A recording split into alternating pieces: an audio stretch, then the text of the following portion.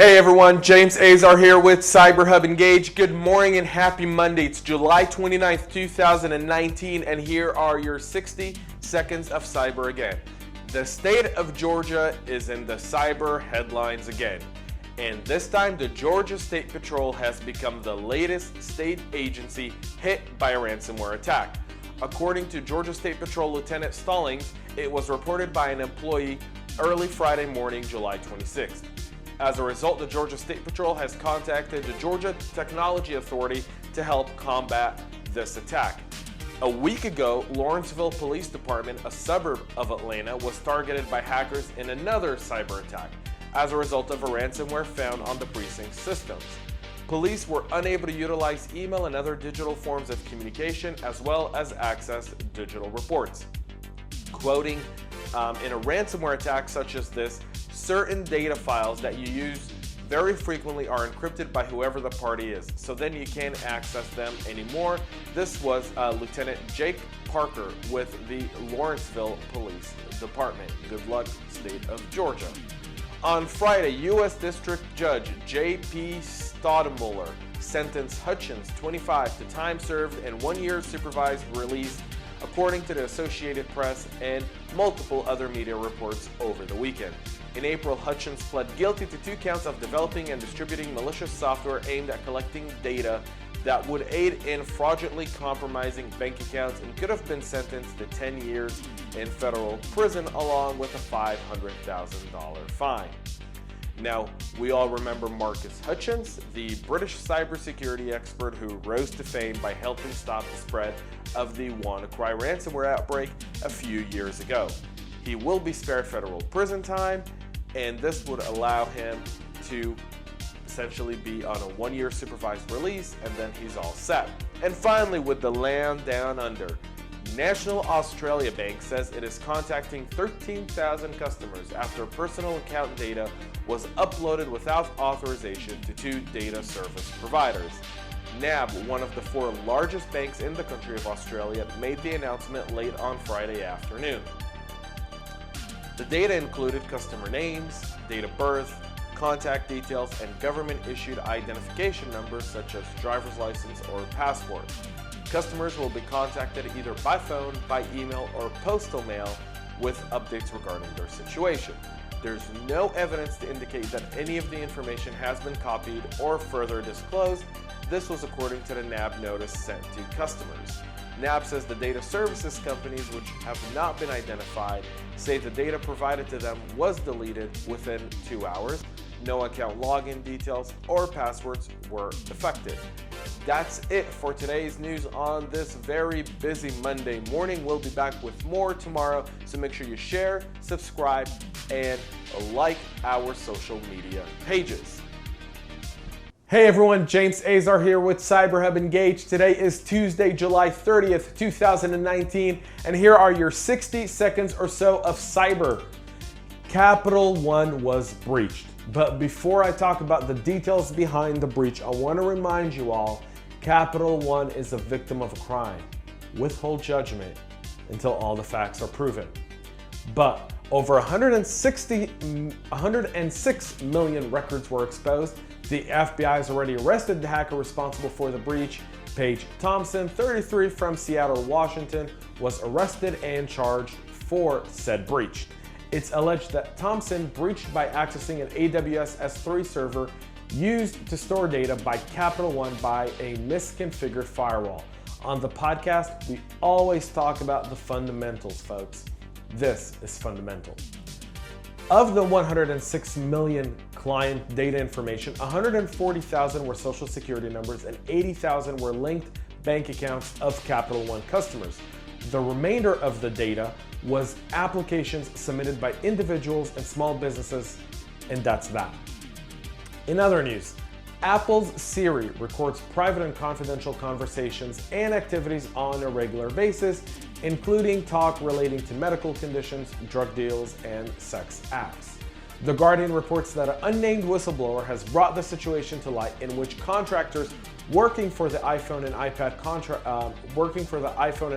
maker regularly listen in on Siri's interaction as part of their job grading the voice assistant.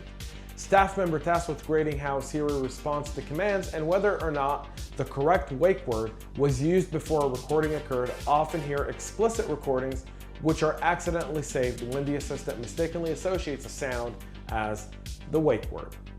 And finally, we go to the left coast. LAPD has been a subject of a data breach in which personal details of thousands of current and aspiring police officers has been stolen. According to the local NBC affiliate in LA, an unknown hacker has claimed that they have managed to steal the personally identifiable information, the PII, of 2,500 serving LAPD officer trainees and recruits, alongside records belonging to roughly 17,500 would-be officers enrolled in the candidate applicant program. The cyber attacker, in fact, emailed the department directly last week and included a sample of the alleged stolen information to back up their claims. He or she added that the data was obtained through external sources. LAPD was unaware of the breach until the email from the hacker was actually sent to them. That's it for today. We're going to stay tuned on the CapitalOne situation as it develops. Again, remember, they are a victim of a crime. Make sure you share, subscribe, stay tuned for more on the CapitalOne breach, and make sure you follow us on LinkedIn for live updates. Hey everyone, James Azar here with CyberHub Engage. Today is Wednesday, July 31st, the last day of July. And here are your 60 seconds of cyber for today. CapitalOne is still in the headlines with their breach and the aftermath of the breach. I wrote an article about it yesterday on LinkedIn, and I've posted it on my Twitter, James_Azar1. You can go check it out there. The debate is now around, I think, should be around data hoarding. On Friday, I'm gonna have a special guest on our CyberHub Engage podcast, so if you're not subscribed to the podcast, make sure you do. Our debate started on LinkedIn, and now we're gonna bring it to the studio right behind me on Friday. On Monday, cybersecurity professionals from ESET revealed their investigation into new malware dubbed Android FileCoder.c that earmarks the end of a 2-year decline in new Android malware detections. FileCoder has been active since at least July 12th of 2019 and is being spread through malicious posts and online forums including Reddit and the Android developer messaging board XDA Developers. The majority of the malicious posts and comments found by ESET attempt to lure victims into downloading the malware by associating with pornographic material and disguising domains with bit.ly links. Once installed on an Android mobile device, FileCoder plunders the victim's contact list and sends text messages to every entrant. The link is advertised as an app which has apparently used the contact's photos, whereas in reality it is a malicious app harboring the ransomware.